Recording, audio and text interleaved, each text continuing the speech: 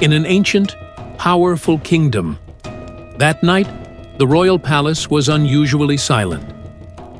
King Zarkosh sat on his golden throne, pride on his face, authority in his eyes. Suddenly, the doors of the court opened. Two guards dragged a stranger inside. His clothes were torn, yet his eyes held no fear, only a strange confidence. The king asked sternly, "Who are you? And why have you been brought to my court?" The prisoner smiled and said, "I am the one who knows the kingdom's oldest secret, and that secret will not survive tonight." Silence filled the hall. The king, enraged, commanded, "Take him to the dungeon!" Night deepened, and rain began to fall. Suddenly, a scream echoed through the palace. By morning, everyone stopped in shock. The king's most loyal minister was found dead in his chamber. Clutched in his hand was an ancient royal seal, used only by the royal family. The king's face turned pale, for the seal had never left the court before, and the prisoner, sitting in the dark dungeon, smiled faintly and whispered, "I told you, secrets do not survive." The palace was no longer silent. It was holding its breath. The minister's body lay exactly where it fell, cold, still, accusing. This was not a murder. This was a message. A royal seal was found at the scene, a seal that never left the court, a seal that only royal blood could touch. For the first time, King Zarkosh felt fear. His face turned pale, his hands trembled, because he remembered. 18 years ago, on a night just like this, a decision was made behind these walls. In the darkness of the prison below, the prisoner sat calmly. No fear, no panic, only patience, as if he had been waiting for this moment. Guards rushed through the corridors, whispers spread like fire. The prisoner is smiling. The court was summoned again. Torches burned bright, but truth remained in shadow. Chains rattled as the prisoner was brought forward. He stood tall, unbroken. The king demanded answers. The prisoner raised his eyes and spoke with certainty. That seal cannot be stolen. It is inherited by blood. The court fell into chaos. He took a slow step forward. 18 years ago, a prince was silenced in this very palace. The king's breath stopped. "You believed the child was dead." A pause. But the truth is, he survived. Every flame trembled. Every heart froze. The prisoner looked directly at the throne.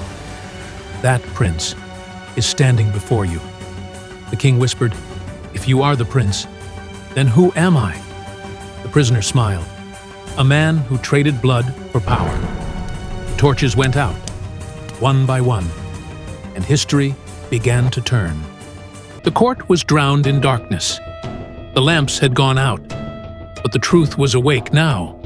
It felt as if even the walls were holding their breath. The prisoner stood bound in chains, yet his spirit was free. No fear, no panic, only an unsettling calm. King Zarkosh's voice began to shake. "If you truly are the prince, then where is your proof?" It was a question that could make an empire collapse. Silently, the prisoner extended his wrist and revealed the mark. The very mark given only to royal children at the moment of birth. Time itself seemed to stop. An old courtier stepped forward, tears filling his eyes.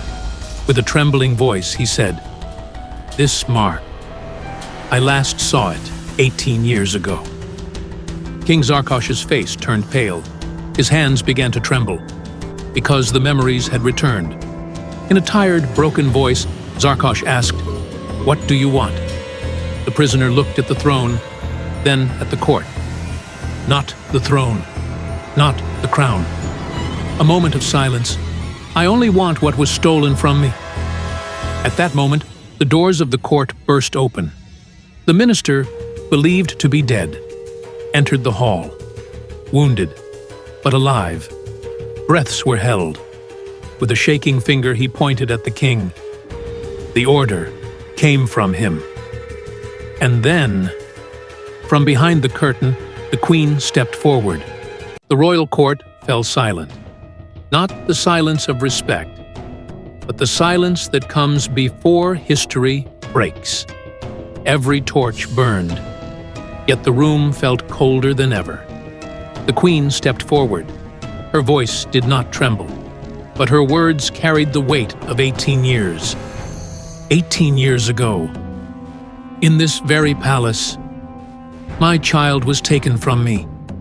A ripple of whispers spread across the court.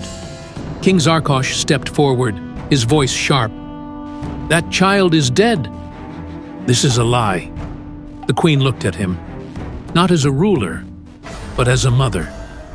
"If he is dead," she said softly, "then why does the royal mark still live?" Her eyes turned toward the prisoner, then toward the wounded minister. The minister stepped forward. With trembling hands, he opened an old cloth.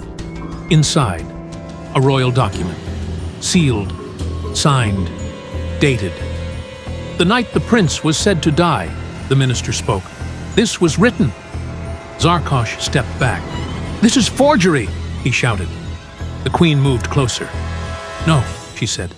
"This is the truth you buried in blood." The prisoner lifted his eyes to her, for the first time, not as a queen, but as a mother. The queen paused. "I do not yet know if you are truly my son." The court froze. "But I do know this," she continued. "A throne cannot stand on lies." She turned to the court. "And so, my decision is this." Breaths stopped. "Until the truth is fully proven, Zarkosh will not sit on the throne." Gasps filled the hall. Zarkosh's hand tightened on his sword. The torches flickered, and for the first time, the court understood. This was no longer a battle for the throne. It was a battle for the truth. If the king falls, who will rise?